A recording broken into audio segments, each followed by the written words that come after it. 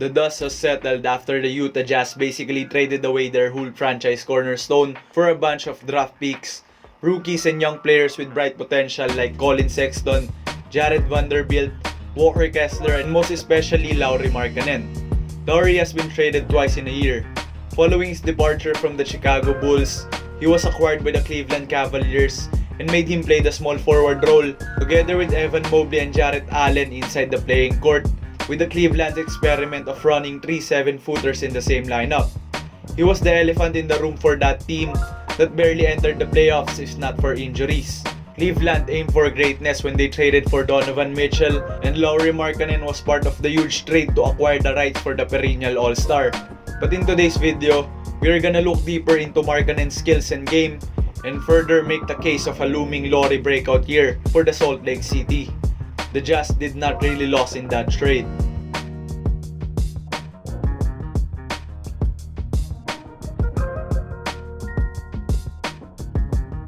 We are going to start this video by having a brief background check on the 4 seasons Lauri spent for the Chicago Bulls. As we all know, he was drafted as the 7th overall pick by the Minnesota Timberwolves in the 2017 NBA Draft before sending him together with Zach LaVine and Chris Dunn to the Bulls in exchange of Jimmy Butler on draft day. Lauri had a solid rookie season for the team in Illinois as he made history in his first 3 NBA games, hitting 10 3-pointers in those occasions. He finished his rookie season being awarded as a first-team All-Rookie after averaging 15.2 points, 7.5 rebounds, and shooting 36.2% from the rainbow area. NBA fans were amazed by his laser shooting at his size. The hot streak continues the next year despite missing 30 games of the possible 82 for that season, dealing with multiple injuries throughout the year. Still, Markkanen ended his second year with great strides in development with 18.7 points, 9 rebounds, retaining his 3-point shooting average at 36.1%. A great future was supposedly ahead for the Finnish sniper, but a mediocre season would follow Markkanen in 2020 and 2021. His injury struggles became worse as he would miss 15 games in the shortened 2019 to 2020 season, playing only 50 of the possible 65.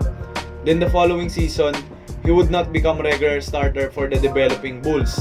Zach LaVine's development into a star clearly did not help Lauri as he reached the lowest point yet of his career in 2021, averaging 13.6 points, 5.3 rebounds, though his 3-point shooting still sit at the highest for his career at 40.2%.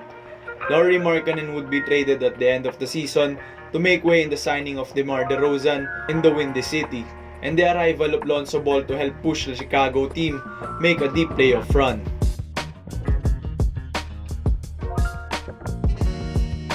A fresh new start for Lauri. Maybe this is all he needed to pick where he left off, just like in his second year. At the start of the 2021 to 2022 NBA season, the Cleveland Cavaliers was not considered as one of the top teams in the association, but they were all in to shock everyone that year.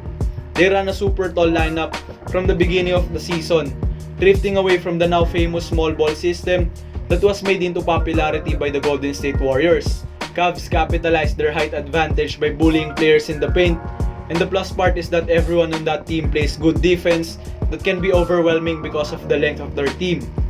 But they had another trick under their sleeves. One of their towers in Lauri Markkanen actually shoots the 3-ball very effectively. This, together with the breakout year of Darius Garland, made the Cavaliers at the top of the East standings for almost 2 months.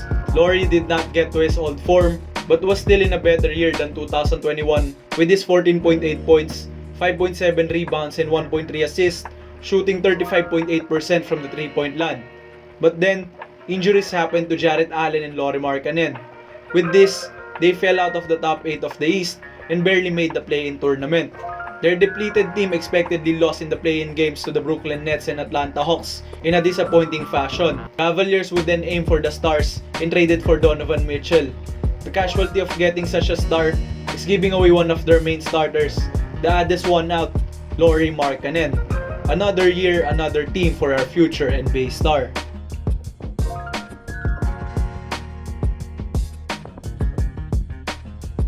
Cleveland sent him to Utah along with Colin Sexton and Ochai Agbaji. Now, Lauri has the whole Utah team for the taking, as these players will compete as to who will lead Salt Lake City and kickstart the rebuilding process. Markannen also teamed up with Jared Vanderbilt, Walker Kessler, Jordan Clarkson, and Leandro Volmaro. Looking at the composition of the team, it's looking like that he will start either the 3 or the 4 spot, depending on how Will Hardy will use Lauri. No pressure for the Jazz players, as they are expected to tank this season to get a piece of Victor Wembanyama and Scoot Henderson.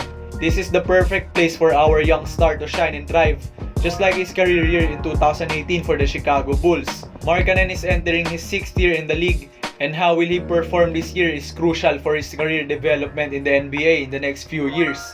He will have more touches for this young team, and a breakout season is brewing for the Finnish sniper.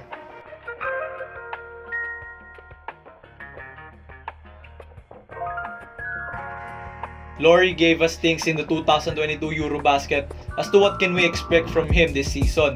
Markanen led the Finnish national basketball team to the quarterfinals of the Intercontinental Cup last summer. They just lost to the eventual champion Spain in the quarterfinals, 100-90. But he did not come short of highlights and moves that we only see to a certified superstar in the NBA. When given the main scoring and ball handling role, he basically says he is that man. He finished the tournament averaging 28 points, 8 rebounds, and 2.4 assists. He led the underdog Finland team to finish 7th out of 24 teams that competed last summer.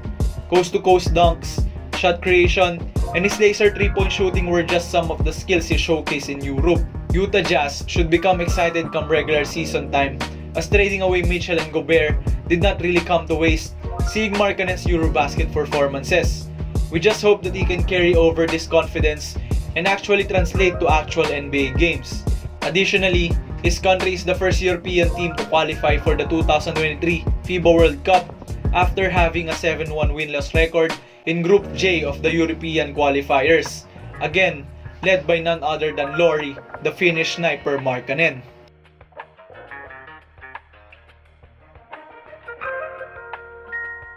Overall, I am excited for Lauri Markkanen and his new team. Sure, he has his flaws and weaknesses, but we'll see if those blemishes are resolved. In my own opinion, Lauri can be a borderline all-star this year if the keys are given to him. Jordan Clarkson and Bojan Bogdanovic is on the trading block, and pulling this trigger will further extend Markkanen's touches this season. Or maybe I am just having a recency bias on his performances last summer and just inflating his value in the NBA. But I don't think so. Lauri is a great player, a unicorn of his own self, and I believe this is the year for the taking for him. Lauri Markkanen will break out this 2022 to 2023 NBA season. But what do you think? Will Lauri Markkanen actually be an NBA All-Star? Comment your takes on the comment section and I will read all of that. Please like and subscribe if you enjoyed this video, and as always, Goat's Descendants will be back. Have a great day, y'all.